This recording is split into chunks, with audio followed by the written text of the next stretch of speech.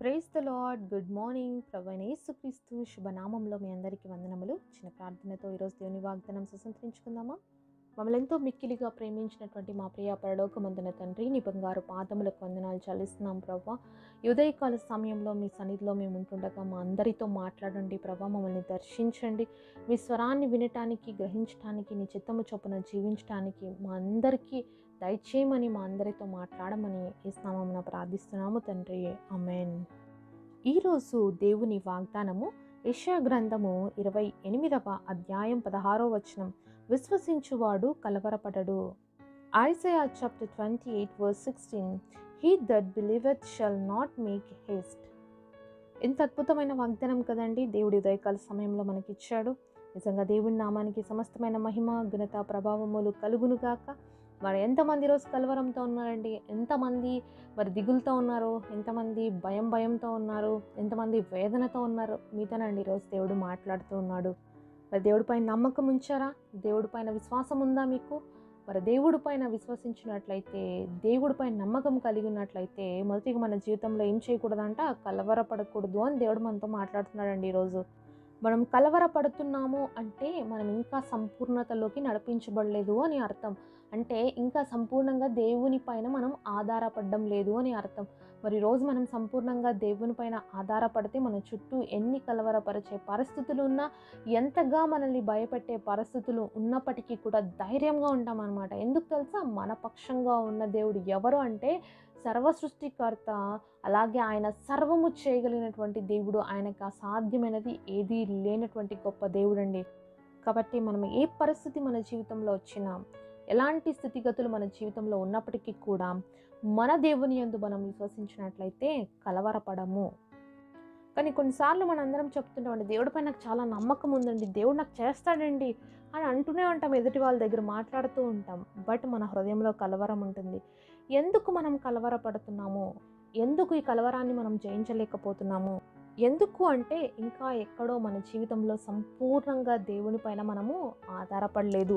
ఇంకా ఎక్కడో మన జీవితంలో మరి ఆయన వైపు చూడవలసినటువంటి సమయాలలో, ఆయన వైపు చూడాల్సినటువంటి పరిస్థితుల్లో మనం చూడకుండా మన స్వశక్తి పైన, మన సొంత జ్ఞానం పైన ఆధారపడుతూ ఉన్నాము. కాబట్టి ఇంకా మన జీవితంలో కలవరం ఉంది అన్న విషయాన్ని మర్చిపోకూడదు. ఎందుకు దేవుడి మాట చెప్పాడు అంటే ఇక్కడ చాలా గొప్ప మాట ఉందండి. విశ్వసించువాడు, నమ్మినవాడు. విశ్వాసం అనేది ఏంటంటే, నమ్మకంకి విశ్వాసంకి చాలా డిఫరెన్స్ ఉందండి.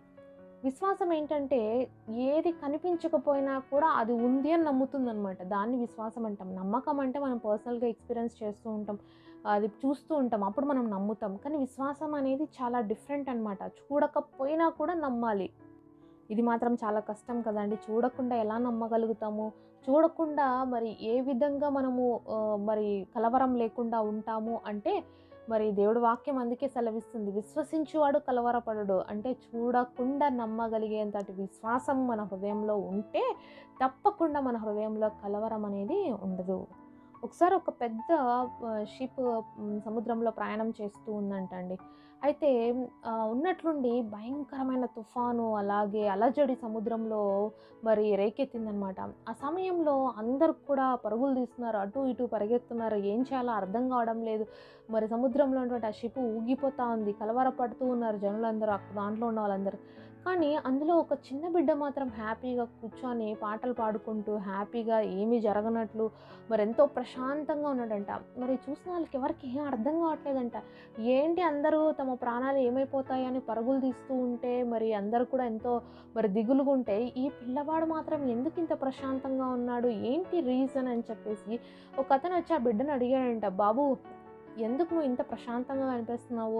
ఇంత అల్లోకలం జరుగుతుంది కదా, సముద్రంలో అంత అలలు వస్తున్నాయి కదా, మరి ఈ యొక్క షిప్ అంతా ఊగిపోతుంది, మనుషులందరూ పరుగులు తీస్తున్నారు, కానీ నువ్వెందుకు ఇంత ప్రశాంతంగా ఉన్నావు అంటే ఆ బిడ్డ ఒక మాట చెప్పాడంట, అంకుల్ మరి ఈ షిప్ నడిపే క్యాప్టెన్ ఎవరో తెలుసా అంటే, తెలియదు బాబు, ఎవరు అంటే మా డాడీ ఈ యొక్క షిప్ని నడిపిస్తున్నటువంటి క్యాప్టెన్ కాబట్టి నాకెందుకు భయం అంకుల్, నేను ప్రశాంతంగా ఉంటాను, మా నాన్న ఉన్నాడు కాబట్టి అని చెప్పాడంట. మరి ఆ బిడ్డకున్నటువంటి విశ్వాసం చూసినట్లయితే నిజంగా చాలా ఆశ్చర్యం వేస్తుందండి. మరి అంత పెద్ద పెద్ద వాళ్ళే సముద్రంలో ఇంత భయంకరమైనటువంటి ఉప్పెన రేకెత్తుతున్న సమయంలో ఏం జరుగుతుందో అని ప్రాణాలు అరచేతిలో పెట్టుకొని పరుగులు తీస్తూ భయపడుతూ ఉంటే, ఈ చిన్న బిడ్డ మాత్రం మా నాన్న ఉన్నాడు కాబట్టి నేను ప్రశాంతంగా ఉన్నాను అంటే, ఆ తండ్రి పైన ఆ బిడ్డకి ఎంత విశ్వాసం ఉంది. అంటే పరిస్థితులు ఏమన్నా కానివ్వండి, పరిస్థితులు ఎంత గందరగోళంగా ఉనండి, కానీ మా నాన్న కెప్టెన్ తప్పకుండా కాపాడతాడు ఈ షిప్‌ని అని చెప్పేసి ఆ బిడ్డకి ఎంత నమ్మకం ఉంది గదా! నమ్మకం అనడానికంటే విశ్వాసం ఉందని చెప్పాలండి. మరి ఈరోజు మన పరలోకపు తండ్రి మనకి లేడా అండి? ప్రతి పరిస్థితిలో మన పరలోకపు తండ్రి మనతోనే ఉన్నాడండి.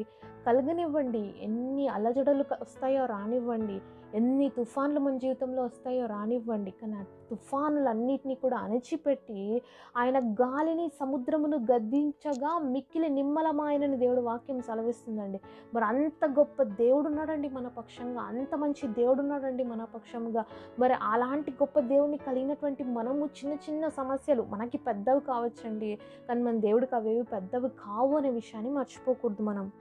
ఎందుకంటే ఆ షిప్‌లో ప్రయాణం చేస్తున్న అందరికీ ఒకటే శ్రమ వచ్చింది. కానీ అందరికీ శ్రమ సేమ్‌గా ఉంది. కానీ పరిస్థితి వేరుగా కనిపిస్తుంది. ఎందుకు అంటే తన తండ్రి కెప్టెన్ కాబట్టి నాకేం జరగదన్న ధీమాతో ఆ బిడ్డ ఉన్నాడు. నేనున్నాను కదా, నా తండ్రి నన్ను కాపాడకుండా ఈ పడవని ఏ విధంగా, ఈ షిప్‌ని ఏ విధంగా మునిగిపోయేటట్లు చేస్తాడు, ఎలాగైనా నా కోసం మా నాన్న ఈ యొక్క షిప్‌ని కాపాడతాడు అనే నమ్మకం, విశ్వాసం ఆ బిడ్డకు ఉంది అంటే ఒక్కసారి మనం ఆలోచించాలి. సృష్టికర్త అయిన దేవుడి పైన కూడా మనము నమ్మకం కలిగి ఉన్నప్పుడు మనల్ని బట్టి పరిస్థితుల్ని మార్చేసేవాడండి మన దేవుడు.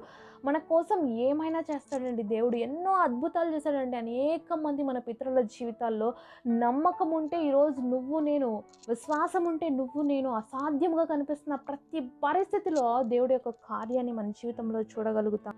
ఏ పరిస్థితి అయినా నీకు నాకు కష్టమేమో, ఈ సిచ్యుయేషన్ హ్యాండిల్ చేయడం నీకు నాకు కష్టం కావచ్చు, ఆయనకు కాదండి. ఇది ఎందుకు అంటే ఆయన సృష్టికర్త అయిన దేవుడండి. ఆయన్ని ఎదిరించి ఏదైనా ముందుకు వెళ్ళగలుగుతుందా? ఆయన్ని చూసి ఏదైనా సమస్య ముందర నిలవగలుగుతుందా?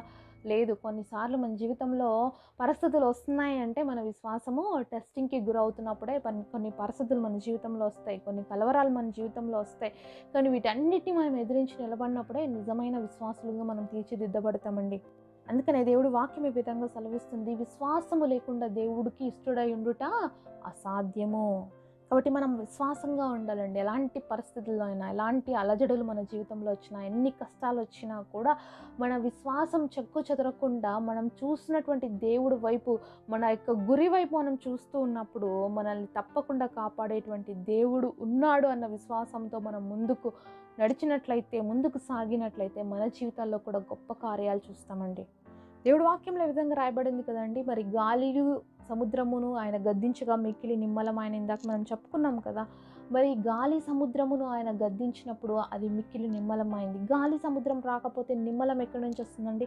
అలాగే మన జీవితంలో శ్రమలు, కష్టాలు రాకపోతే మన జీవితంలో అద్భుతాలు ఎలా చూడగలుగుతాం? అందరికీ అద్భుతాలు, దేవుడు చేసే కార్యాలు చూడాలని అందరికీ ఆశ, అందరికీ ఇష్టమే.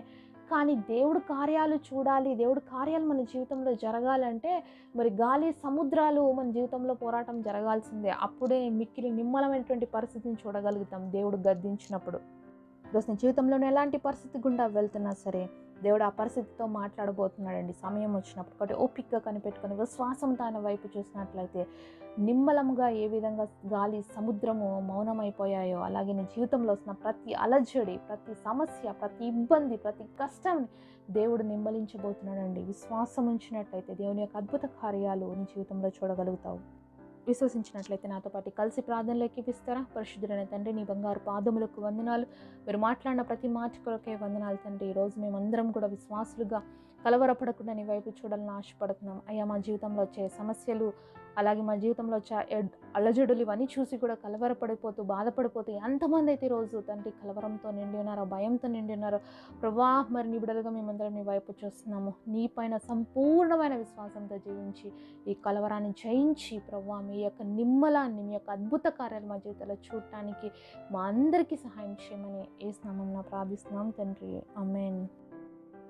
ఈరోజు బర్త్డే అలాగే వెడ్డింగ్ యానివర్సరీ సెలబ్రేట్ చేసుకుంటున్న మీ అందరికీ కూడా wish you happy birthday and happy anniversary. God bless you.